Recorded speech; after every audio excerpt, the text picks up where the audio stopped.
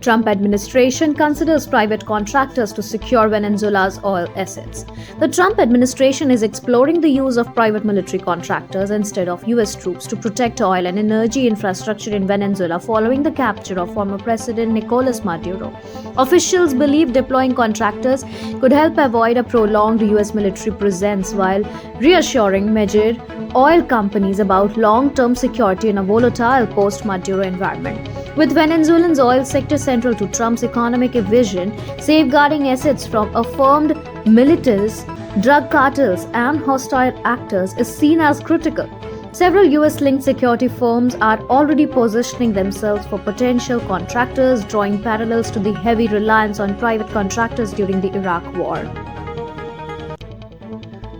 Trump insists US control of Greenland is unacceptable to settle for less. President Donald Trump has reignited controversy for declaring that anything less than US control of Greenland is unacceptable, claiming the territory is essential for American national security and for strengthening NATO. In a Truth Social post, Trump argued that Greenland under US control would prevent strategic rivals like Russia or China from gaining influence in the Arctic.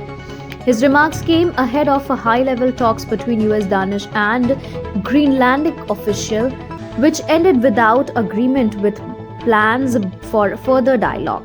Denmark and Greenland firmly rejected Trump's stance, stressing respect for sovereignty and self-determination. As tension rise, Denmark and its NATO allies, including France, Sweden, and Germany, have increased military presence around the Greenland in its security concern. Senate GOP blocks limits on Trump's Venezuela war powers after Wayne's brakes die.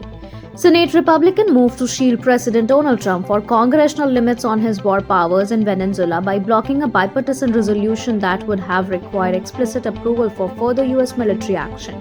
Vice President J.D. Vance cast the decisive tie-breaking vote, marking a major win for the White House amid escalating US involvement in South America. The measure initially gained support for several Republicans, but Sen. George Hawley and Todd Young reversed course after intense pressure from Trump and Secretary of State Marco Rubio, highlighting the president's strong grip over his party. The administration assured lawmakers that no US ground troops would be deployed and pledged to consult Congress before any major escalation. US launches Phase 2 of Gaza ceasefire as Technocratic Committee takes charge. The United States announced the state of the second phase of Gaza ceasefire plan, focusing on demilitarization, techno-Arctic governance, and reconstruction. As a new Palestinian committee was formed to manage the war-battered enclave, U.S. envoy Steve Witkoff said Hamas must meet its obligation, including returning the final deceased hostage, warning of serious consequences for non-compliance.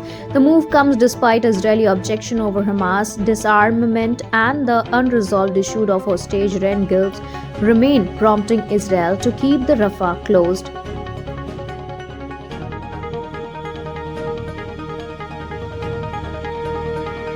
Colorado governor signals possible clemency as Tina Peters appeals election conviction.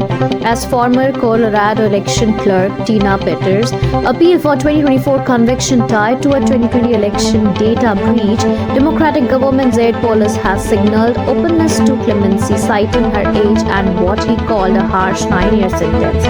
Peters, a prominent election denier and Trump ally, has become a rallying point for former President Donald Trump, who has pressured Colorado officials to secure her release despite his federal pardon having no effect on state charges. Police remarks have sparked backlash.